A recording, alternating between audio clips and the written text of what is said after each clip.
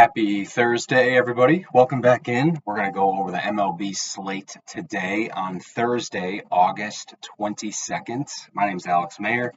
Thanks for checking out my video. Just a quick recap of yesterday. We went 4-1. We had a good day. We had full unit winners on the Royals -1.5 and the Phillies money line. And then we had half unit winners on the Cincinnati Reds. They came back from a 6-0 deficit, and Tampa Bay. Our one loser was the Texas Rangers -1.5 against the Pirates. They won 1-0. So that's how it ended. Up 2.15 units on the day. On the season, we're 10-5 with a profit of 3.17 units. So let's get into the card for Thursday. All right. So the first game on the board today that we're going to talk about here is going to be between the Guardians and the Yankees. We got Gavin Williams going for Cleveland, going up against Garrett Cole for the Yankees in the rubber match of this series. So when I look at this game, I see a Yankees team that has an advantage because of Garrett Cole on the mound. And I understand that Garrett Cole hasn't been the Garrett Cole that we're used to this season, coming back from injury. And it's not even that he's been bad. He just hasn't been the dominant pitcher that we're used to seeing. Although in his last start, he did do pretty well. Let's see. Garrett Cole, 6 innings, 4 hits, no runs, 2 walks, 8 strikeouts, going up against Gavin Williams with an ERA of a little over 5 and a whip of 1.42. So all that to say, I would be looking, if you wanted to get involved here, at a Yankees first 5 bet, whether that's on the money line or minus 0.5. I got to take a look at what that is. Yankees minus 0.5 on the money line, or sorry, minus 0.5 on the first 5 or first 5 on the money line. Pulling that up here. First 5 on the spread is minus 120, so not too bad. All right, next game on the card, we got the Rockies and the Nationals. We got Cal Quantrill on the mound for Colorado, going up against Patrick Corbin of the Nationals. My inclination here would be to take the over in this game. It's looking at 8.5 right now. You got Quantrill, who's really struggled since like mid to late June. And then you got Pat Corbin, whose ERA is almost 6. So I would look over here. If you're looking for a side, I would lean Rockies in the first 5 because I do think Quantrill is a little bit better than Corbin. But overall, I would lean over in that game. Brewers Cardinals, we got Freddie Peralta on the mound versus Miles Mikolas. Basically, boy, the Cardinals, man, they were able to scrap out and claw a 10-6 win in 10 innings last night. So much needed for them, even though they're still quite out of it. So you got Peralta versus Mikolas. Yes, I lean Milwaukee in this spot because of the starting pitching advantage. They're minus 125 on the money line, so I don't hate it. Brewers is where I lean. Tigers Cubs, we got undecided for Detroit for the 3rd consecutive day, going up against Justin Steele of the Cubs. Naturally, I'm going to lead the Cubs with Justin Steele on the mound versus undecided, but the Cubs are minus 200 on the money line. Minus 1.5 is plus 110. The Cubs, their bats just are also not very good, just like Detroit, so probably laying off in this one.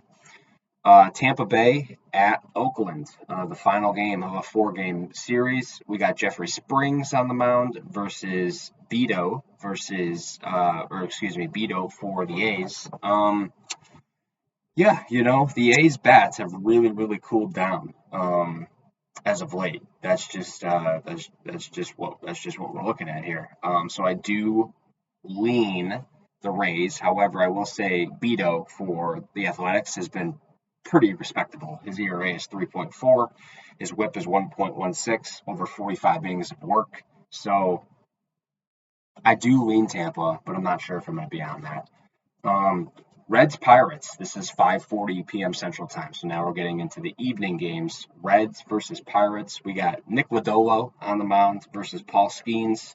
Lodolo his ERA is a little bit higher, 4.55. Skeens 2.3.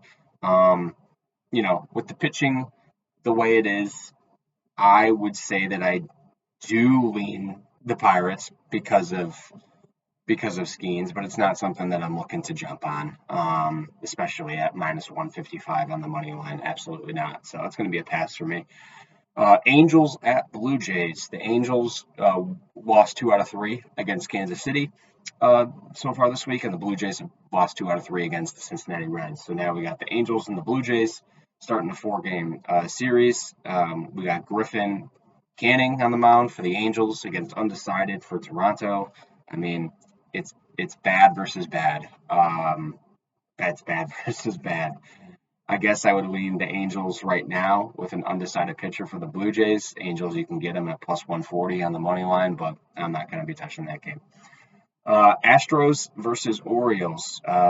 Spencer Arrighetti on the mound versus Corbin Burns. So the Astros just lost 2 out of 3 against the Red Sox at home. Corbin Burns, he's the Orioles ace. Baltimore at home.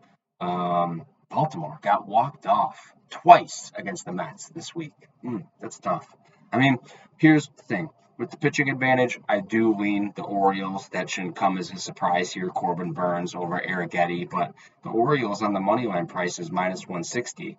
And I don't know if I want to lay minus 1.5 against a good team like Houston. So my lean would be Astros, or excuse me, the Orioles in some capacity, but nothing that I'm rushing to bet there.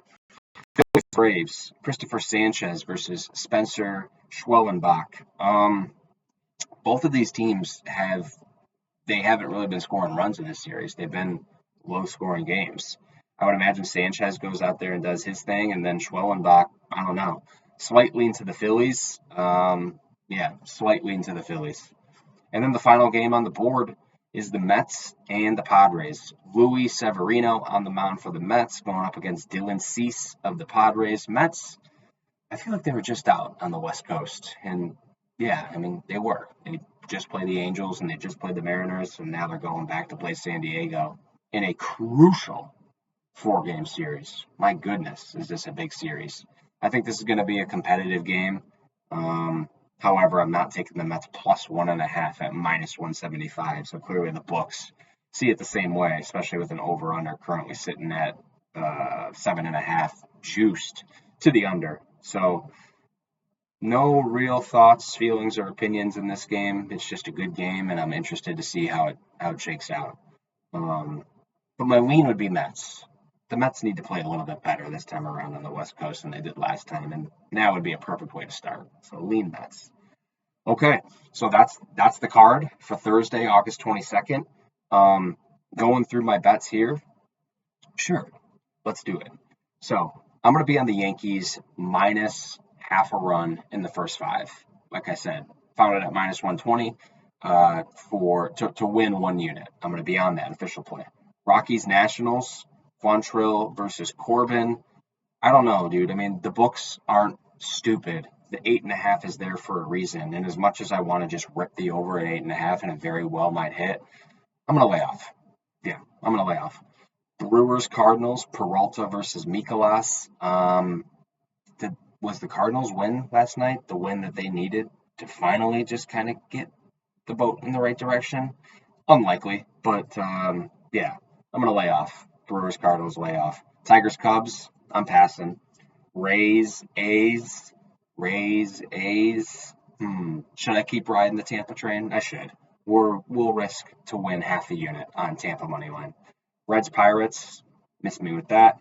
Angels Blue Jays, no thank you. Astros Orioles, good game. Definitely lean the Orioles in some capacity. Let's see what they are in the first 5, laying half a run. Bear with me here.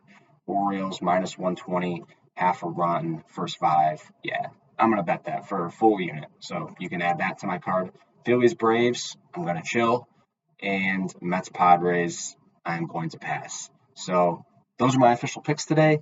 I hope you found some value watching this video. Thank you so much for giving me a listen. Appreciate it. And let's make some money today. All right, see you.